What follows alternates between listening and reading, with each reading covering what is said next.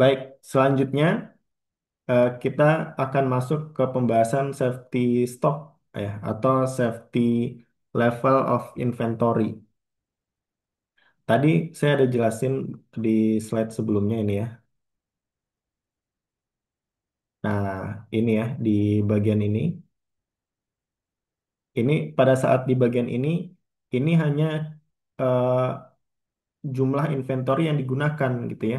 Tapi saat barang itu kemudian dipesan kembali, kita butuh safety stock gitu ya, karena ada lead time di situ. Dipesan sekarang 5 hari lagi baru sampai gitu. Nah, selama 5 hari itu kita butuh safety stock. Nah, ini tuh untuk menjawab terkait eh, apa namanya ketidakkonsistenan besar lead time. Contoh misal, gitu ya, kita pesan di 3 hari sebelum barang habis, tapi ternyata lead time-nya lebih dari 3 hari gitu ya. Jadi barangnya udah habis, udah mencapai titik minimum, kita nggak bisa gunakan barang itu gitu ya, atau kita nggak bisa jual barang itu. Nah, itulah fungsinya safety stock gitu ya. Saat lead time itu sangat fluktuatif, nah itu kita bisa menggunakan safety stock sebagai eh, apa namanya stok pengaman. Nah, begitu juga dengan demand. Demand ini kan hanya forecast atau ramalan saja.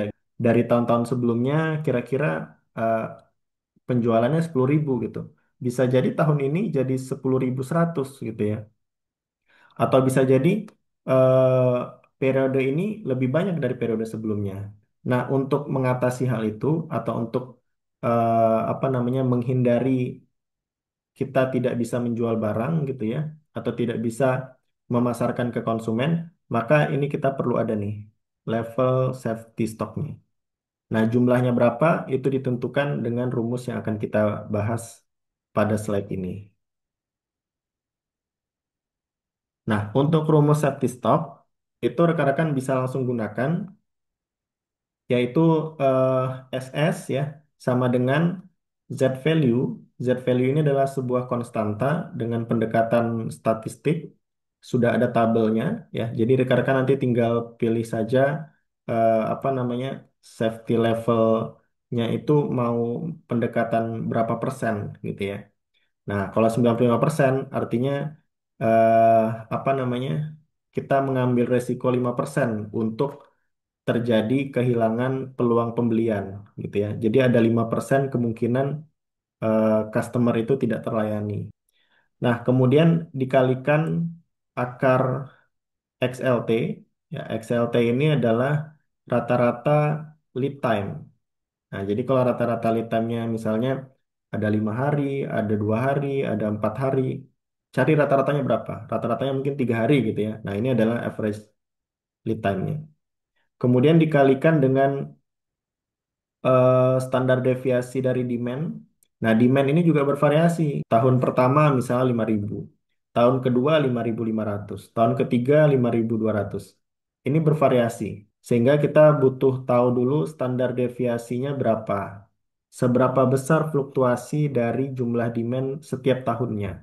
Semakin besar semakin besar perbedaan tiap tahunnya gitu ya atau terlalu fluktuatif, maka standar deviasi ini semakin besar.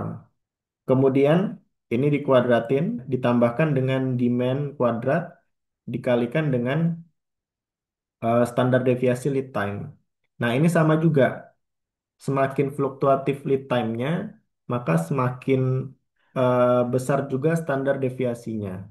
Jadi kalau misalnya perbedaannya tuh ada yang 10 hari, atau ada juga yang kadang kalau cepet ya 2 hari aja gitu ya. Nah itu kan sangat fluktuatif, sangat signifikan perbedaannya. Maka standar deviasinya pasti akan besar. Nah, di sini kita harus tentukan dulu, sehingga sebenarnya safety stock itu adalah untuk menangani dua hal ini, gitu ya. Untuk menangani ketidakpastian jumlah demand dan juga untuk menangani ketidakpastian ketidakpastian total hari lead time-nya, gitu ya, atau total hari pengantaran barang ke gudang kita atau ke perusahaan kita. Nah, selanjutnya ini ada Z value ya. Rata-rata misalnya kita ngambil 95%, maka dari tabel Z-nya atau ya tabel Z gitu ya, Z tabelnya, itu kita dapat konstantanya 1,65. Nah, rekan-rekan bisa cek di sini dengan konstanta yang digunakan. Kita lihat misalnya ya, 1,65 tadi itu adalah dengan resiko faktor 5% atau apa namanya resiko pemenuhan pelayanan pelanggannya itu 95% gitu ya kebalikannya. Kalau resiko kehilangannya adalah resiko 5%-nya gitu ya, 100 kurang 95. Nah, itu kita menggunakan konstanta 95% dapat konstantanya 1,65. Jadi ini pengalinya atau fraksinya ya. Pengali dari safety stocknya itu 1,65. Bayangkan kalau misalnya kita ambil, Pak, ya udah kalau gitu ambil 100% aja gitu ya. Untuk menghindari nol resiko kehilangan penjualan ke konsumen misalnya gitu. Ya udah kita ambil 100% atau 99,99%. Lihat pengalinya jadi 4 gitu ya. Bahkan bisa sampai 3 kali lipatnya gitu ya. Atau bahkan apa namanya kurang dari 3 kali lipatnya. Nah, ini kan angka yang sangat besar karena ini nanti adalah pengalinya gitu ya. Kalau kita lihat di sini nanti berapa akan dikalikan dengan Z value-nya.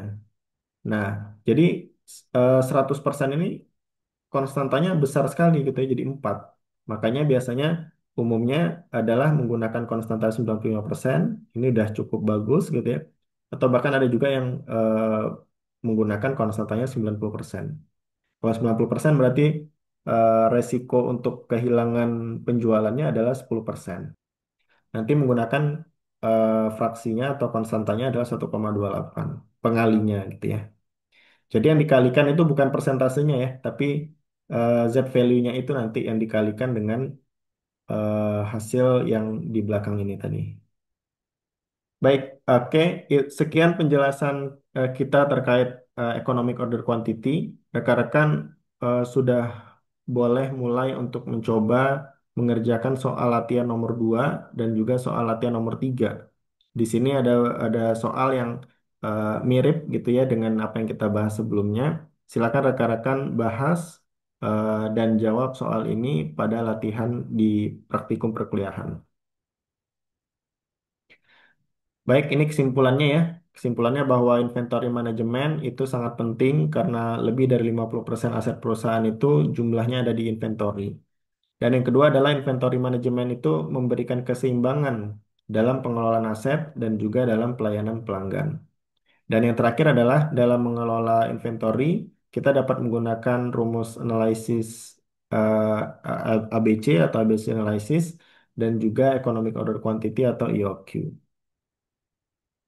Ini pustaka yang kita gunakan gitu ya untuk pembahasan pada inventory management. Baik, saya rasa sekian untuk penjelasan mengenai economic order quantity dan juga safety stock. Harapannya rekan-rekan dapat memahami dan juga dapat mengerjakan soal latihan yang sudah diberikan. Terima kasih, salam sejahtera untuk kita semuanya. Selamat siang.